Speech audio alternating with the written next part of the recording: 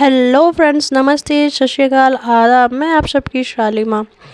Good evening. कैसे हैं आप सब? उम्मीद है अच्छे होंगे। तो चलिए, चलने से पहले यार शेयर, सब्सक्राइब, बेल आइकन को प्रेस कर दीजिएगा। स्टोरी अच्छा लगे तो दूसरों को भी यार कह सकते हो कि सब्सक्राइब कर ले मेरा चैनल, प्लीज़ प्लीज़ प्लीज़। तो चलो यार, कुछ ज़्यादा ही प्लीज़ कर दिया। आगे प्लीज़ को आगे बढ़ाते हैं। तो स्टोरी, हाँ, आप सबकी फेवरेट क्या ये मोहब्बत है? Question mark. क्या ऐसी भी मोहब्बत होती है? तो चलिए बढ़ते हैं अपने स्टोरी की तरफ और आपको सुनाते हैं प्रीवियस पार्ट। प्रीवियस पार्ट कुछ ऐसा है कि हमारी जो अव्यांशी होती है, सब कुछ अपने दिल की जो कहानी होती है ना, वो अव्यांशी जो अव्यांशी होती है वो रैना को सुनाई जा रही होती है। रैना भी बड़े प्यार से सुन रही होती हैं और इधर दो लोग, एक लोग खुश हो रहे होते हैं और एक लोग जल रहे होते हैं। रैना की हंसी पे, खुशी पे। तो देन अब आगे फिर इधर कहती हैं हमारी अव्यांशी कि चलो रैन, मैं तुमसे बाद में बात करती हूँ और मुझे ऑफिस में काम है। और कहती हाँ ठीक है। वो भी अपने कलाई को देखते हुए, खुश होते हुए चली जाती हैं किचन में, अपना फ़ोन रख देती हैं। तो होता ना कि फ़ोन तुरंत लॉक नहीं होता, फ़ोन ऑन रहता है। और इधर रवि भी उस सीढ़ी के जो बगल में वो खड़ा रहता है, वो वहाँ से निकल जाता है। और इधर जो हमारी प्रीत होती हैं वो पहुँचती हैं और उसका फ़ोन ऑन करती हैं। और ऑन करने के बाद देखती हैं कि वो किससे बात कर रही थी। तो एक्चुअली जो ऐप होता है ना, उस ऐप पे लॉक होता है। तो मतलब हमारी रहना इतनी बेवकूफ़ नहीं है यार, थोड़ी बहुत तो मॉडर्न है ही और सिक्योरिटी वो जानती है। अब ये भी बता ही देते हैं कि वो सिक्योरिटी क्यों लगाई होती है, कि कहीं अव्यांशी उठाए और फ़ोन खोल के देख ले तो मैसेज से पता चल जाएगा। इसलिए उसने उस ऐप पे ही पासवर्ड लगा दिया होता है, जैसे कि उसको पता चल गया तो शायद इसको भी ना पता चल जाए। तो इसी वजह से वो फ़ोन पे अपने उस ऐप पे ही पासवर्ड लगा के रखा रहता है। तो खैर, हमारी प्रीत को कुछ पता तो नहीं चलता है, बस वो नाम ही उसको पता चलता है। तो फिर उसके दिमाग में, कहते हैं ना, कहानी, साजिश और धोखा का कहानी बनाती है कि मैं इसको अव्यांशी की नज़र में गिरा दूँगी और इसको साबित कर दूँगी कि ये अव्यांशी को चीट कर रही है।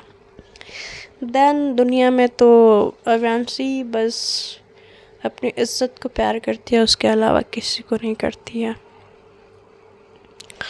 इधर रवि जो होता है, रवि कहता है यार कब ये 8 महीने पूरे होंगे। इधर कंगना सोच रही होती है कि कब यार हमारी फैमिली का प्रॉब्लम ये सॉर्ट होगा, मैं रवि से मिलूँगी।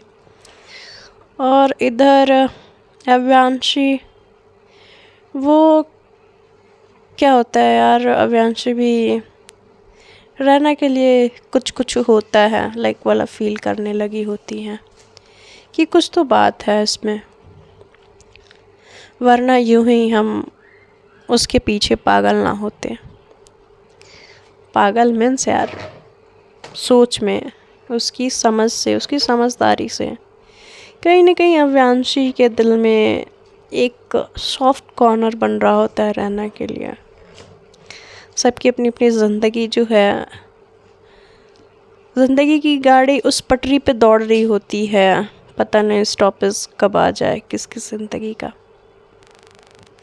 खैर, इधर हमारी रहना बड़े प्यार से सब कुछ तैयार कर रही होती है, सब कुछ रिप्लेस कर रही होती है। इधर इनकी जो सास होती हैं जया जी, वो आती हैं और पूछती हैं कि लगता है आज मेरी बहू कुछ ज़्यादा ही खुश है, इसीलिए खाना इतना बनाया जा रहा है। तो कहती हैं मॉम आप?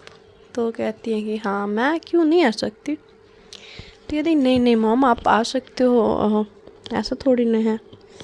तो कहती हैं कि फिर क्या कर रही है मेरी बहू? तो कहती हैं कि मॉम मैं सोच रही हूँ ना आप सबके लिए कुछ बना लूँ। तो आपको क्या खाना आप बता देती तो ज़्यादा बेहतर होता। तो कहती हैं कि अच्छा ठीक है, तो मैं बता देती हूँ, जो तुम प्यार से बनाओ मैं वो खा लूँगी। तो कहती हैं कि मॉम आप इतनी क्यूट क्यों। तो कहती हैं कि क्योंकि मेरी बहुत बहुत क्यूट है। तो दोनों बड़े प्यार से एक दूसरे के गले लगते हैं। और तब तक वहाँ पे जो आयशा होती है वो आ जाती है। आयशा आती है, मैं भी सिर्फ भाभी को मॉम, ये गलत बात है, मुझे भी लगना है गले, मुझे भी लगाओ, आजे आ। तो वो बोलती हैं कि रना बोलती हैं कि आ जाओ तुम भी आ जाओ, गले लगते हैं। तो तीनों लोग हक करते हैं एक दूसरे को, ग्रुप हक रहता है। और तो जो आयशा होती है वो वहाँ से फिर भाग जाती है। और यहाँ पे बातें होने लगती है, कहती है कि बेटा कुछ प्रॉब्लम है क्या। और तो वो काम कर रही होती है, उसके निशान जो हाथ पे होते हैं वो तो चूड़ियों से ढके हुए होते हैं, बट जैसे ही हाथ बालों को पीछे करने के लिए उठाती है, उसके हाथ पे निशान दिखता है। और उसके हाथ में निशान वो देख के कहती है कि बेटा ये कैसे लगा, ये तो काफ़ी ज़्यादा काला पड़ गया है, तुमने दवाई क्यों नहीं लगाई। तो कहती हैं कि मॉम कुछ नहीं हुआ है, सब ठीक है। तो कहती हैं कि कैसे ठीक है, ये देखो। तो कहती हैं कि मॉम मैंने अभी बर्फ़ सेका है। तो कहती हैं कि ठीक है बेटा, दवाई ज़रूर ले लेना। और वो कहती हैं कि तुम रहने तो नौकर्स कहाँ हैं। तो वो कहती हैं कि नहीं नहीं मॉम मैं ही बनाऊँगी प्लीज़। तो बड़े प्यार से बोलती हैं। तो फिर जो जया जी होती है वो मना नहीं कर पाती हैं। फिर कहते ठीक है जैसी तुम्हारी इच्छा। और वो चली जाती हैं अपनी सास से मिलने, मतलब वो अवियांशी के दादी से मिलना। और सोचते हुए रास्ते में जा रही होती हैं कि क्या ये अवियांशी ने किया था, क्या मुझे उससे बात करने की ज़रूरत है। बट अभी तक बात नहीं किया तो अभी मुझे नहीं लगता कि उससे बात करने की कोई ज़रूरत है। पता नहीं ये लड़की कब समझेगी, दुनिया की समझ कब आएगी इसको। मुझे क्या मम्मी जी को बताना चाहिए या पापा जी को बताना चाहिए। नहीं, अगर कुछ ऐसा नहीं हुआ तो। ऐसे सोचते हुए उनके कमरे में, शांति जी के कमरे में पहुंच जाती है, मतलब अपने सास के कमरे में पहुंच जाती है। कितना अच्छा है ना, एक ही घर में 3 पीढ़ियाँ। शांति जी, जया जी की सास, जया जी, रहना की सास, अलग अलग 3 पीढ़ियाँ एक ही फैमिली में। कमाल का कॉम्बिनेशन है। तो जैसे कि बाकी सासों की कहानी होती है कि बहुओं को सांस लेना बंद कर देती हैं, बट ये हमारी सांसें कुछ अलग है जो दूसरों को सांस देती हैं। ठीक है, तो हमारी जो जया जी होती हैं वो जाती हैं और अपने सास मतलब शांति जी के पास बैठती हैं और कहती हैं कि मम्मी जी मुझे कुछ पूछना था। तो कहती हैं कि हाँ बेटा बोलो। तो मैं ये जानना चाह रही थी कि अगर आपको पूरी बात पता ना हो और उस पर आपको बात करनी हो तो क्या वो बात करनी सही है। तो कहती हैं कि बेटा देखो, झूठ तो झूठ होता है, मगर उससे भी ज़्यादा विनाशकारी आधा सच होता है। तो कभी भी आधा सच पे जाके कोई किसी चीज़ पर रिएक्ट करना अच्छा नहीं होता। ऐसे उनकी दादी मतलब उनकी सास बोलती हैं। और तब तक इनके दादाजी भी आ जाते हैं, मतलब उनके ससुर जी जयराज जी आ जाते हैं। तो कहते क्या हुआ बहू, किस बारे में पूछ रही हो। तो कहती हैं कि कुछ नहीं पिताजी, बस मैं ऐसे ही बात कर रही थी। तो कहती हैं कि अच्छा ठीक है फिर। तो अव्यांशी गई ऑफिस। तो कहती हैं कि पता नहीं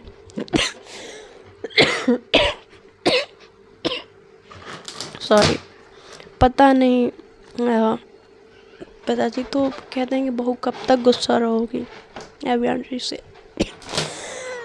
तो कहती हैं कि पिताजी मैं गुस्सा नहीं हूँ, मैं सच में नहीं देखा अव्यांशी को, रुक जाइए मैं रैना को बुलाती हूँ, रैना को पता होगा। तो कहती कि रहने दो बहू, मैं जा ही रहा हूँ, मैं पूछ लूँगा छोटी बहू से। तो वो जाते हैं। देन तो कहती बहू बहू चिल्ला रहे होते हैं। तो आती हैं रैना और कहती हैं क्या हुआ दादाजी। तो कहते हैं कि बेटा गई क्या फैक्ट्री ऑफिस। तो कहती हैं हाँ कोई काम था क्या। तो कहते हैं कि बेटा काम तो नहीं था, बट मुझे ना मेरा ये ग्लास चश्मे का थोड़ा सा अजीब सा दिख रहा है, वो ठीक कराना। तो कहते हैं कि दीजिए मैं ठीक करवा लाऊंगी। तो कहते हैं कि तुम्हें पता है इधर यहाँ का एरिया के बारे में। तो कहते हैं कि दादाजी आप भूल रहे हैं, मैं भी कोलकाता में ही रहती थी, ऐसा नहीं है। तो कहते हैं अरे बेटा ठीक है फिर करवा देना। वो कह के चले जाते हैं। इधर अव्यांशी जो है रैना के बारे में सोच रही होती है कि ऐसा क्या है जो मैं मिस कर रही हूँ, मुझे क्या रैना के बारे में पता नहीं है, और ऐसा क्या मेरी आंखों के से बच रहा है। इधर जो होती हैं जो प्रीत होती हैं वो एक गहरे और ख़तरनाक साजिश के पीछे जुड़ जाती हैं। साजिश कुछ ऐसा होता है,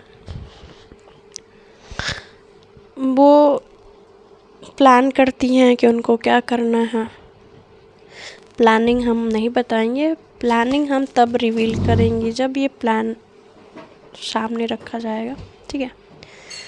तो प्रीत जो होती है सब कुछ सोच लेती हैं कि उनको क्या करना है, कैसे करना है। और इधर रवि वो एक एक दिन काट रहा होता है कि 8 महीने कब पूरा होंगे। और इधर अव्यांशी रैना को जानने की कोशिश की, मैं और अच्छे से अव्यांशी को जानना चाहूँगी। फिर धीरे धीरे काम करती हैं। फिर शाम ढलती है, शाम ढलने के बाद फिर वो उनकी जो दादी होती हैं वो फ़ोन लगाती हैं अव्यांशी को, कहती है कि कहाँ पे है तू। तो कहती हैं कि दादी मैं घर पे तो नहीं हूँ ऑब्वियसली, इसीलिए मैं आपसे मिलने नहीं आई, मैं ऑफिस में हूँ। तो कहती हैं कि रात के 9 बज रहे हैं, मैं वेट कर रही हूँ खाने पे, तू ऑफिस में है, कब तक काम करेगी, घर आ जल्दी।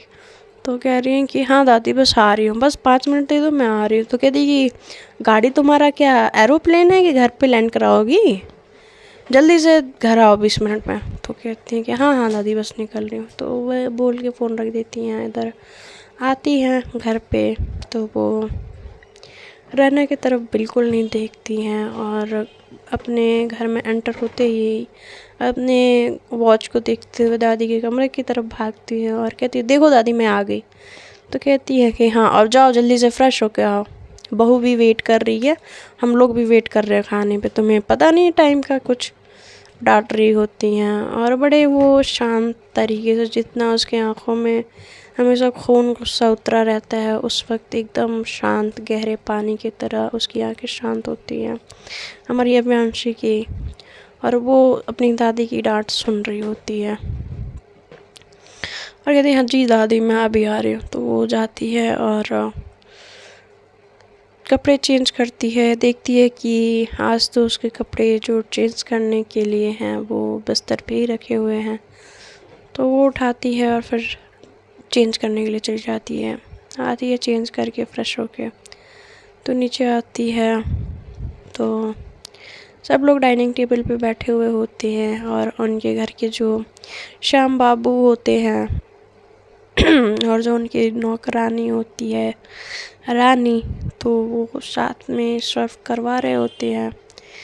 तो जैसे कि हमारी अव्यांशी के प्लेट में सर्व करने के लिए रहना चाहती हैं तो उनके बाल आगे आ जाते हैं, तो बालों को पीछे करते हुए जो हाथ उठाती हैं उनकी चूड़ियाँ उनके हाथों से थोड़ा सा साइड हो जाती है और उनको उनकी सुबह की हरकत जो की हुई रहती है अव्यांशी, उनके हाथ भी साफ साफ दिख रहे होते हैं। ये देख के उनको बहुत बुरा लगता है अव्यांशी को बहुत बुरा लगता है कि क्या मैंने इसको इस हद तक चोट पहुंचा दी कि उसके हाथ पर निशान पड़ गया। फिर वो उस वक्त तो कुछ नहीं बोलती हैं सबके सामने और चुपचाप खाना खा लेती हैं। इधर हमारी रैना जो होती हैं सबको खाना खिला लेती हैं और खुद भी खा लेती हैं और देन जाके फिर रिप्लेस करवाती हैं। तो जो रानी होती है वो कहती है कि भाभी अब चाहिए, हम सब कर लेंगे। तो कहती हैं कि नहीं नहीं मैं करवा दे रही हूँ। तो फिर कहती हैं नहीं आपका हाथ दर्द हो रहा है ना, अब चाहिए हम लोग कर लेंगे दोनों लोग। तो कहती हैं कि ठीक है। तो चले जाते हैं। उनके जो नौकर्स भी होते हैं वो रहना इतनी अच्छी होती है, उनकी सादगी ने सबको अपना बना लिया होता है। वो कहीं ना कहीं सबके लिए एक खुश भरा माहौल बना चुकी होती है। कोई उनसे नाराज़ नहीं होता, कोई उनसे कोई दुखी नहीं होता। एक पॉजिटिव वाइब्स आ रही होती है रहना से, सबको सब खुश होते हैं। कोई खुश नहीं होता है तो वो सिर्फ प्रीत होती है। तो वो जाती है कमरे में, देखती हैं कि अव्यांशी सोफे पे बैठ के, जहाँ पे रैना सोती हैं वहाँ पे बैठ के लैपटॉप में काम कर रही हैं और उनका पूरा ध्यान लैपटॉप में है। तो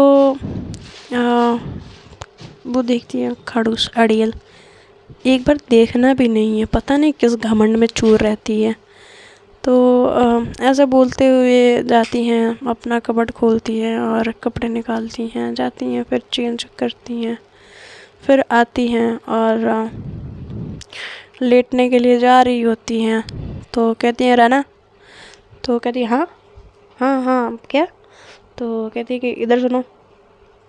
तो वो कहती है कि पता नहीं अभी ये खड़ूस अड़ील, पता नहीं अभी इसके दिमाग में क्या आया है।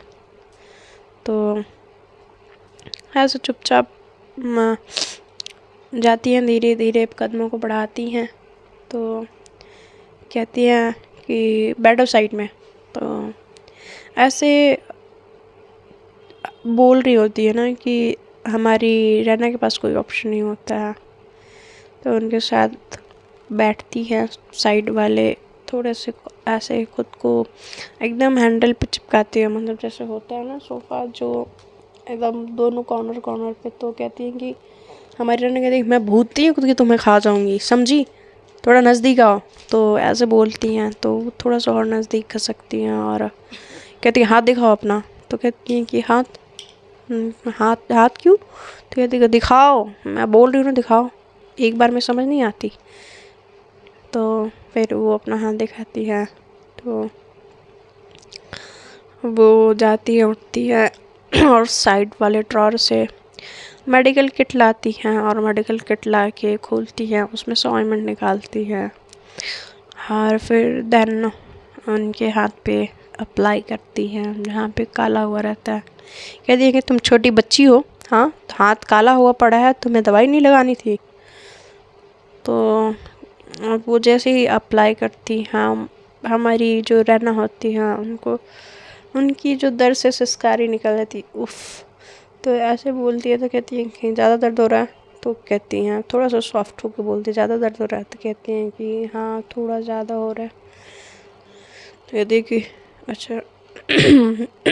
वो जाती है साइड टेबल से जग से पानी लेके आती हैं और एक पेन किलर निकालती हैं और उनके हाथ के आगे हाथ करो। तो कहती है क्यों।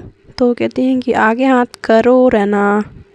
तो जब ये बोलती हैं तो फिर वो आगे हाथ कर देती हैं और दवाई वो रख देती हैं हमारी अव्यांशी और कहती हैं कि फट से खा लो इसको। तो कहती हैं क्या। तो कहती हैं कि दवाई खा लो, मैंने ये बोला, तुम्हें सुनाई नहीं पड़ा। पर कहती हैं क्यों। तो कहती है कि अभी तो तुमने बोला कि तुम्हें दर्द हो रहा है। तो कह रहे हैं कि बट उसके लिए दवाई है। तो कहती है कि हाँ दवाई खाओ। तो मुझे ये नहीं चाहिए कि तुम कल को कहो कि मैंने तुम्हारा ध्यान नहीं रखा और तुम्हारा हाथ टूट गया या पैर टूट गया या तुम्हारा ये हो गया वो हो गया। कल को कोई तुम्हारा बहाना नहीं चाहिए मुझे कि कल को तुम यहाँ इस घर से जा ना सको। तो खाओ इसको। तो देती हैं और बड़े रूड तरीके से बात करती हैं और लेती हैं और वो कहती अड़ियल खड़ूस, यानी कहती हैं क्या कुछ कहा, तो कहती हैं कि नहीं कुछ नहीं। वो खाती हैं और वहाँ से उठने लगती हैं। तो कहती हैं कि मैंने तुम्हें यहाँ से उठने को बोला, क्यों उठ रही हो, बैठो। तो वो फिर से बैठ जाती हैं। फिर वो ऑइंटमेंट फिर अच्छे से उनकी कलाई पे लगाती है, अप्लाई करती हैं और फिर ऑइंटमेंट लगाने के बाद कहती हैं कि जाओ बेड पे सो जाओ। तो वो शॉक्ड, कहती हैं क्या, तो कहती हैं कि हाँ जो बोला है वो करो, सुनाई नहीं दिया क्या बोला मैंने। तो कहती हैं कि बट अव्यांशी मैं तो यहाँ, तो कहती हैं कि बट वट क्या, मैंने जो बोल दिया एक बार में सुन लिया करो, मुझे बार बार दोहराने की आदत नहीं है, तुम्हें समझ नहीं आती हिंदी, हाँ। तो कहती हैं कि नहीं ठीक है। ऐसे उठती हैं कि खड़ूस अड़ियल सड़ू, और बोलती है ये थोड़ा सा प्यार 2 मिनट बाद मुझसे कर लेगी तो क्या हो जाएगा। ऐसे तो अब रैन से तो बड़े प्यार से बात करती है और मुझ में ऐसे देखो सामने से बात करने में कांटे चुभते हैं इसको। इसके शक्ल पे ही 12 बजे रहते हैं। पता नहीं ये लास्ट टाइम खुश कब थी, कभी खुश थी भी या नहीं थी, हंसती भी नहीं है, पता नहीं ऐसे मन में बड़बड़ाए हुए जा रही होती है। कहती हैं कि रना अभी तक पहुंची नहीं, बेड यहाँ से बस 10 कदम की दूरी पे है और तुम अभी तक जा रही हो। तो कहते हैं नहीं जा रही हूँ। तो वो बेड साइड पहुँचती हैं और फिर बैठती हैं बेड पे और फिर वो बिस्तर मतलब जो कंबल होता है लेने वाली होती हैं। तो आती हैं अव्यांशी और उनको उससे बेडशीट से कवर कर देती हैं और एसी चलाती हैं और ख़ुद काम में लग जाती हैं। और अव्यांशी को देखते देखते रना सो जाती हैं और इधर रना भी सॉरी अव्यांशी भी इधर बेड की जगह वो सोफ़े पे ही सो जाती हैं। और वो सोफ़े पे सोने से पहले रना को मैसेज की होती है, उनको रिप्लाई नहीं आया होता है। तो वो थोड़ा सा परेशान होती हैं कि रना ने रिप्लाई क्यों नहीं किया, मतलब रैन ने रिप्लाई क्यों नहीं किया। तो देखते हैं फ्रेंड्स कि क्या होता है इनकी स्टोरी में और क्या ट्विस्ट आता है और प्रीत ने क्या प्लान किया है, कैसे फंसाएगी वो रना को, या अव्यांशी पहुंच जाएगी उससे पहले रना के पास। देखते हैं रवि क्या हासिल कर लेगा रना को। इतने सारे लोग यार कहते हैं कि एक अनार इतने सारे बीमार। ठीक है, please share subscribe and bell icon को प्रेस कर दीजिएगा। Thank you, good night.